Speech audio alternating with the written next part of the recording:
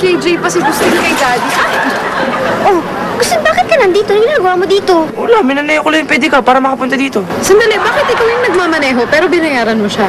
Eh, ang bagal niya eh. Para lang mabilis ako makarating dito. Tsaka, may pumigil kasi sa akin eh. Ano? Ayun oh. Sus, wala yan. Siguro may nag-iihaw lang doon. Oo, baka may party. O kaya naman yung building na yan, tawag dyan, Litsunan Building. Oo nga, baka maglilitsyon sila dyan. Yung alaga mo nasa loob ha! Si Cathy! Si Cathy!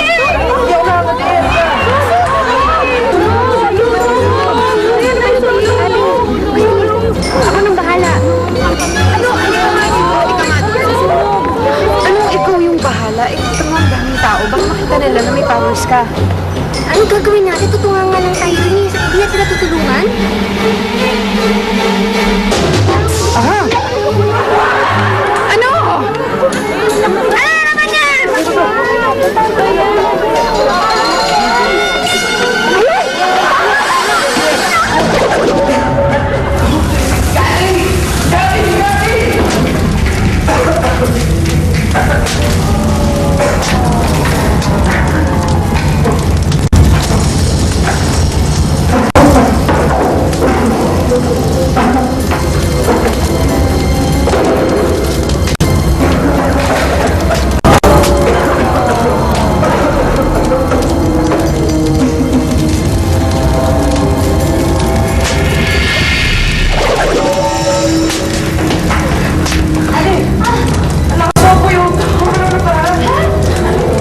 Sandali lang.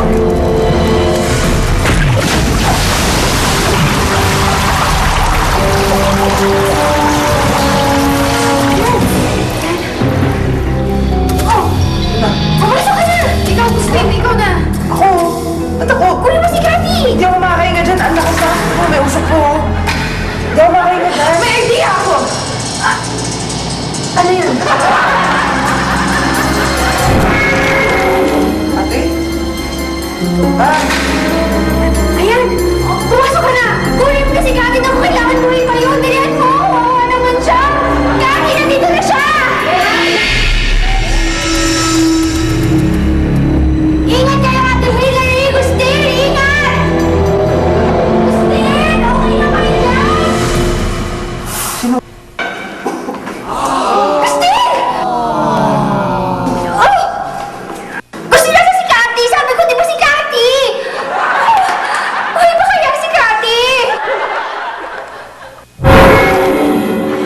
Asan si Cathy? Di ba sabi ko si Cathy yung kukunin niyo?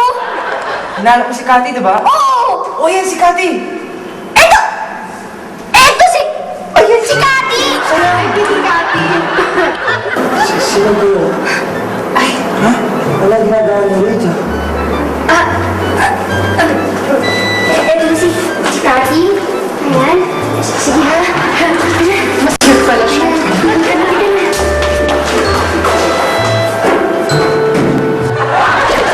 Nagsimula po ang sunog dahil sa isang cellphone charger na hindi nabuno.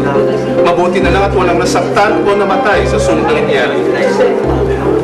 Salamat sa isang matapang at may itsurang delivery boy na pumasok sa loob ng isang nasusunog na building para iligtas ang pusang si Cathy. Hindi naman ako naglikas sa pusa. Iba, tatlong sila. Tapos, iba sila. Para silang hindi totoo tao. At yun po ang nagtutuloy ng pampahayag ni Jake sa kabayanihan na gawa niya.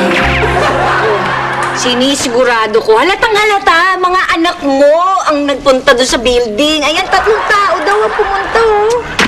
Oh, hindi naman siguro nag-ingat yung mga anak kong to. Di bale, lab-lab. Pagdating nila dito, sasabunin ko lahat sila. No, don't do that. Huwag silang pagalitan. Pero, delikado yung ginagawa. Tatawagan ko na lang sila, ha? Okay. Yan. Yeah. Hello. Oh, sige. Bakit ganun? Ang tagal nila sagutin. Daddy? Asan kayo? Mga anak, kami! Nasa kayo dyan? Pumunta kayo. Ayun na. Andiyan pala kayo. Mga anak, buti naman dumating kayo at safe na safe kayo. Kamusta? Mami, eto na nga. Safe nga po kami. Kaso lang, sorry talaga. Oh, ba't yun ang sorry? Sorry kasi nasunog lahat ng wigs mo. Wala kaming nakuha kahit isa. Sorry. Huwag na nga kayo mag-sorry. Wig lang naman yun eh. Importante, safe na safe kayo at walang nangyari sa inyo. Naku. Mama. Mami, Daddy! Si Alfredo yun, oh! Gusto Sino ba itong mga tao? Tigilan mo na yan ha. Hindi si Ay Alfredo yan. Mami, si Alfredo yun! Ilang beses ko nakita, oh! Huwag makulit. Anak. Alam mo, isa lang ibig sabihin yan eh. Dahil sa sobrang mong misi ay Alfredo mo, kung saan mo ito nakikita. Daddy naman, maniwala ka sa akin, si Alfredo yun! Mas maniwala ka sa akin. Hindi na babalik si Yaya Alfredo mo. Patay na siya. Nasa langit na siya. Nasa taas na. Up there na siya! Up there! Sandali lang.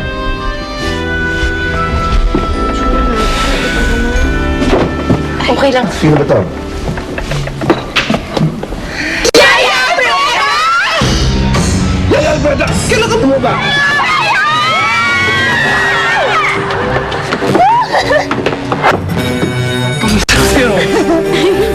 Yaya Alfredo.